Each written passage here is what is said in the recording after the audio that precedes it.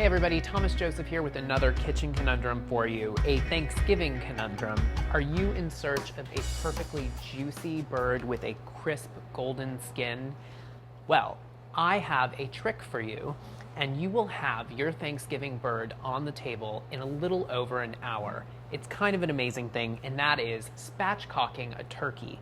So, what is spatchcocking? Well, simply put, it's flattening out the turkey. And what that does is it helps the bird cook nice and evenly, and it gives you that wonderful, delicious skin that everybody loves. So to do this, I'm just going to show you, take the bird, flip it over, and what we're going to do is we're going to cut out the backbone of the bird. Now, if you're intimidated by this step, you can certainly ask your butcher to do it for you, but it really doesn't take much effort at all.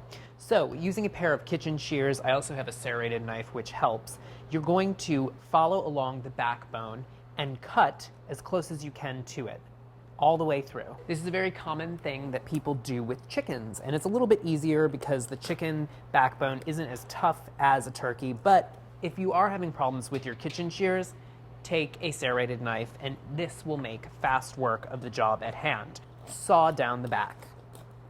Once the backbone is removed, you're going to flip the turkey back over. The legs will fold out. And what you have to do now is you have to break the breastbone to flatten the turkey out. And what that does is it really helps the bird cook at a wonderfully even rate. There it is. So it flattens the turkey out slightly. We're going to tuck the wings under just so that the wing tips do not burn. I'm going to transfer it to a rimmed baking sheet with a wire rack set on top of it, and this helps to collect all of those wonderful juices as well as circulate air underneath the turkey. And this is a 12-pound bird, which fits nicely on a rimmed baking sheet. You really don't want to go any bigger than a 12-pound bird. So I'm going to let this turkey sit out for about 30 minutes so it comes not to room temperature, but it's just not so cold from the refrigerator, which will help it cook evenly. It's been 30 minutes, and now to season the turkey up, I have 2 tablespoons of extra virgin olive oil, 1 tablespoon of kosher salt, you can eyeball it here, and 1 teaspoon of freshly ground black pepper. Slather this mixture all over the exterior of the bird. And then make sure your oven is preheated to 450 degrees. The reason why this presentation is so great, the way that this bird cooks, the dark meat pieces, which you can see are kind of at the exterior of the pan, typically take longer to cook as opposed to the breast meat, which is in the center. So the dark meat will cook at a faster rate because it's on the outside of the pan as opposed to the breast meat, which is insulated on the inside of the pan. So into the oven, 450 degrees.